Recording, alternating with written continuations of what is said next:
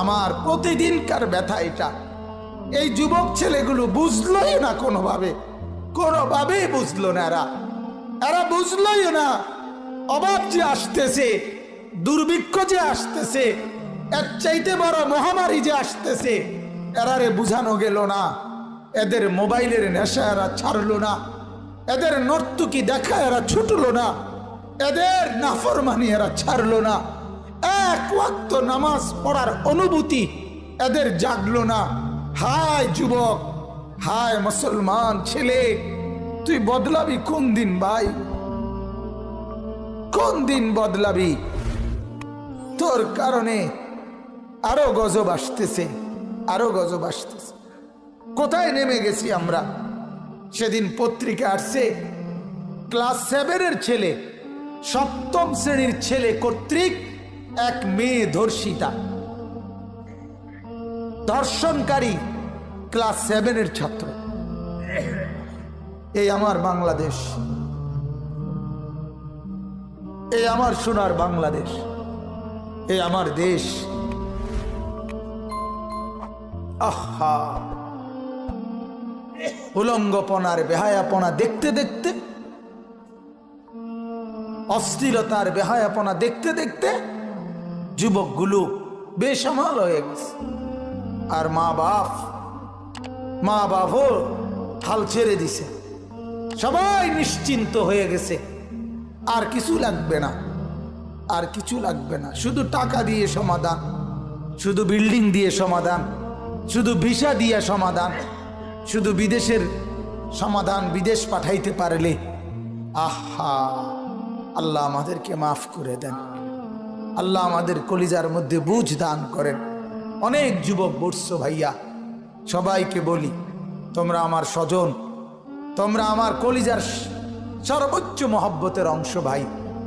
যুবকদেরকে নিয়েই দিবারাত্রির সবচেয়ে বেশি ফিকির করি আমি। আমার কলিজার সবটুকু দরদ নওজোয়ান সাথীদেরকে নিয়ে। এই নওজোয়ানরা, আমি পরিষ্কার বিশ্বাস করেন, দিনের আলো যেমন দেখা যায়, আমি যেন পরিষ্কার দেখতেছি এই আজকের 20-25 বছরের যুবক ছেলেগুলো, তাদের এই নাফরমানির কারণে তারা তাদের জীবনে মস্ত বড় অভাব তারা জীবনে দেখবে। বিশ্বাস করেন, এই কথা মনে রাখো। তোমরা যারা নামাজ পড়ো না, তোমরা যারা চরিত্রহীনতায় ডুবে আছো, এই তোমাদের বন্ধু আনিসুর রহমান বললাম, মস্ত বড় বিপদ, অভাব তোমরা সহ্য করতে হবে। 60 বছরের মুরব্বীরা চলে যাচ্ছে, 70-80 বছরের বয়স্করা চলে যাইতেছে কবরে। আগামীর সমাজ তোমাদের হাতে, আগামীর বাংলাদেশ তোমাদের হাতে, আগামীর পরিবেশ তোমাদের হাতে।